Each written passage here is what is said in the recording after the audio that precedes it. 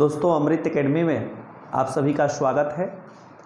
यह व्यंजन संधि पर भाग 2 होगा वीडियो का, जहां से आपको 6, 7, 8, 9, 10 नियम बताएंगे। यानी 5 नियम पहले वीडियो में है, 5 नियम इस वीडियो में है। तो यह व्यंजन संधि का व्यंजन संधि भाग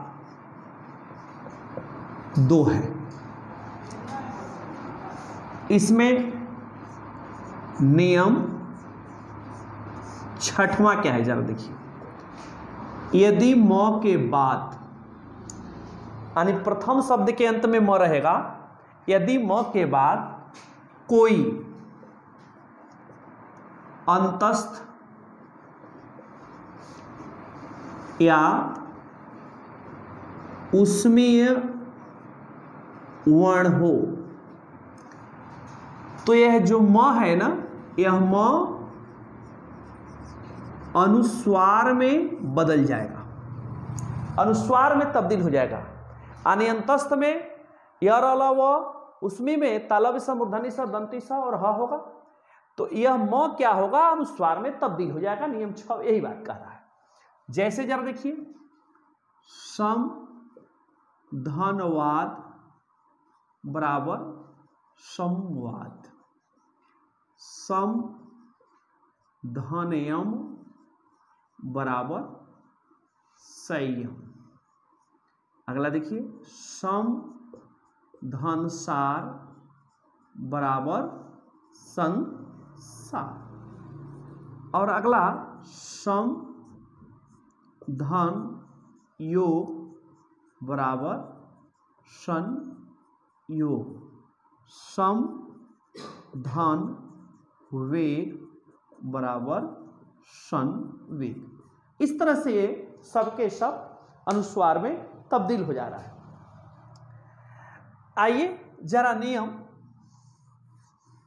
7 देखते हैं क्या है। नियम 7 क्या है? नियम 7,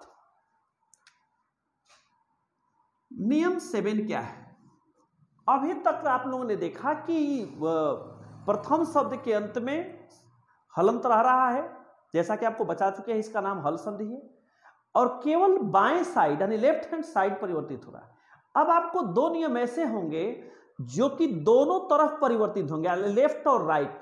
ये सबसे कठिनतम नियमों के श्रेणी में आते हैं। यानी 7वां नियम 8वां नियम दोनों तरफ परिवर्तित होने वाला नियम होंगे। हमारा प्रयास होगा आप तक सही चीज सही रूप में पहुंचे। आइए जरा देखते हैं क्या। यदि तो द के बाद स हो, तो तद के स्थान पर च हो जाता है और स के स्थान पर छ हो जाता है। यानी प्रथम शब्द के अंत में तद में से कोई एक रहेगा, दूसरी शब्द के शुरू में तालव्य स रहेगा, तो तद जो होगा च में बदलेगा और स जो है छ में बदलेगा। इसके 2 उदाहरण देखिए। नंबर 1, उत्तधन श्वास बराबर उच्छ्वास। यहां देखिए, त के जगह पर च तथा स के जगह पर छ हो रहा है। इसी तरह से शरद धन शशि बराबर सरच सरच। इसी तरह से सत धन शासन बराबर छ शासन। अगला देखिए, जो वर्तनी भी पूछता है विभिन्न परीक्षाओं में और बाकी भी चीजों को पूछ देता है, तो कैसे आप जानेंगे कि उसमें संधि क्या है, विच्छेद क्या है, वर्ती क्या है? जरा देखिए, इसका उत्तधन श्रृंखल, इसका जरा देखिए उच्च श्रृंखल। इसका वर्तनी बार बार पूछता है। अगर आप ध्यान दें तो बिल्कुल ये वर्तनी भी सही होगा, विच्छेद भी सही होगा, कौन सी संधि उच्च श्रृंखल में, ये भी आप बता सकते हैं। इस प्रकार आप देखिए, इसमें दोनों तरफ परिवर्तन हो रहा है कि नहीं हो रहा है। ये दोनों तरफ परिवर्तन होने वाला नियम है। ये थोड़ा सा कठिनतम नियमों के श्रेणी में आते हैं। आइए नियम 8 देखते हैं। नियम 8 क्या है? नियम 8 देखें।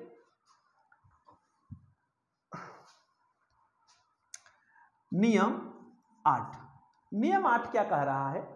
इसमें भी दोनों तरफ परिवर्तित होंगे। क्या? यदि त या द के बाद ह हो तो तद के स्थान पर यहां द होगा तथा ह के स्थान पर ध होगा। सरल शब्दों में प्रथम शब्द के अंत में तद में से कोई एक रहेगा, द्वितीय शब्द में ह रहता है तो त और द के स्थान पर द हो जाएगा। देखिए हलंत का मतलब आधा और ह के स्थान पर ध हो जाता है। तो ये कैसे दोनों तरफ परिवर्तित होता है थोड़ा सा बोर्ड पर देखेंगे और ध्यान देंगे तो बिल्कुल समझ में आएगा। एक बार पुनः मैं रिपीट करता हूं, यदि प्रथम शब्द के अंत में तद में से कोई एक रहता है, द्वितीय शब्द के शुरुआत में ह आता है तो तद के स्थान पर द तथा ह के स्थान पर ध हो जाता है। जरा दो उदाहरण इसके देखिए। उत्तधान हार बराबर उद्धार। यहां देखिए उत्तधान हरण बराबर उद्धरण। इसी तरह तत्धन हित बराबर तद्धित्य। ये सब के सब इसी नियम के तहत आते हैं, इसी के अंतर्गत आते हैं। अब कभी कभी संस्कृत का विद्यार्थी संकुचित विचारधारा के होने के कारण या हिंदी का भी जो पाठक है पूरी तरह से यह समझ लेता है कि जहां हलंत रहेगा वही व्यंजन संधि होगी। इसमें हम दो नियम ऐसे बताने वाले हैं जहां हलंत नहीं होगा फिर भी व्यंजन संधि होगी। इसी कारण से इसको पूछे जाते हैं। क्यों? क्योंकि देखने में तो ये लगता है स्वर संधि, जबकि इसमें स्वर संधि नहीं होती है। यानी 9वां और 10वां नियम यह व्यंजन संधि के अपवाद नियम है, जहां पर विच्छेद में प्रथम शब्द के अंत में हलंत नहीं लगेगा लेकिन फिर भी यह व्यंजन संधि की श्रेणी में होगा। आइए जरा इन 9वां और 10वां नियम को आपके सामने रखते हैं जो नियम के अपवाद है। क्या है? नियम 9 देखिए। नियम 9 कहता है यदि छ से पहले, ये छाता छ से पहले कोई स्वर हो, कोई स्वर होगा तो ये जो छ होगा ये छ के स्थान पर चच हो जाएगा। सरल शब्दों में यदि छ से पहले कोई स्वर होगा तो छ के स्थान पर चच हो जाएगा। इसके 4 उदाहरण आपके सामने रखते हैं। नंबर 1 देखिए कैसे। अनुधन छेद बराबर अनुच्छेद। अब यहां देखिए छ से पहले स्वर हो गया यानी छुटाव का मात्रा स्वर आ गया तो चच हो गया, अनुच्छेद हो गया ये।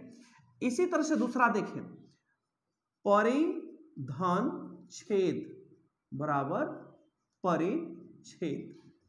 इसी तरह से तीसरा देखें क्या वृक्ष धन छाया बराबर वृक्ष छाया। और चौथा देखें आधन छादन बराबर आच्छादन। ये कैसे चच होता है? इसी नियम के तहत। ये देखने में लगता है स्वर संधि, ये स्वर संधि नहीं होता है, यह व्यंजन ही संधि होते हैं। बस क्या है ये नियम के थोड़े विपरीत चल जाते हैं। इसीलिए अनुच्छेद परिच्छेद में देकर पूछा जाता है कौन सी संधि होगी, स्वर संधि, व्यंजन संधि, विसर्ग संधि। आपको लगता है ये तो हल्का है स्वर संधि और वहीं पर आप जाकर गलत कर देते हैं। इसको ध्यान से देखिएगा वीडियो को और जरूर समझने का प्रयास करिएगा। जहां कहीं कठिनाई हो कमेंट को जरूर करें ताकि अगले वीडियो में उस कमेंट का हम उत्तर आपके सामने दे सकें। आइए अगला अंतिम और लास्ट 10वां नियम जरा देखिए। नियम 10 क्या कहता है? नियम 10 क्या कहता है कि यदि तालव्य स से पहले कोई स्वर हो, यदि स से पहले कोई स्वर हो, स माने दंती स से पहले कोई स्वर होगा तो, माफ कीजिएगा, दंती स से पहले कोई स्वर होगा तो यदि दंती स से पहले कोई स्वर हो तो दंती स के स्थान पर क्या हो जाता है? मूर्धन्य स। मूर्धन्य स हो जाता है। जैसे दो उदाहरण देखिए, सुधन समा बराबर सुषमा। इसी तरह से अभिधन शेख बराबर अभिषेक। सरल शब्दों में इस नियम में क्या कहा गया है, यदि दंती स से पहले कोई स्वर होगा तो स के स्थान पर, दंती स के स्थान पर मूर्धन्य स हो जाता है। जैसे आपने देखा स से पहले छोटा उ का मात्रा, स से पहले छोटी ई की मात्रा होने के कारण विच्छेद में जहां दंती स हो रहा है वहीं संधि से बनने पर वो मूर्धन्य स के रूप में परिवर्तित हो जा रहा है। ये अभिषेक का वर्तनी भी पूछा जाता है और संधि भी पूछा जाता है, विच्छेद भी पूछा जाता है। आप इस वीडियो से अधिक लाभ ले सकते हैं और दूसरे को भी शेयर कर लाभ दे सकते हैं। यदि वीडियो आपको अच्छा लगता है तो अधिक से अधिक लाइक करें, सब्सक्राइब करें। बहुत बहुत धन्यवाद।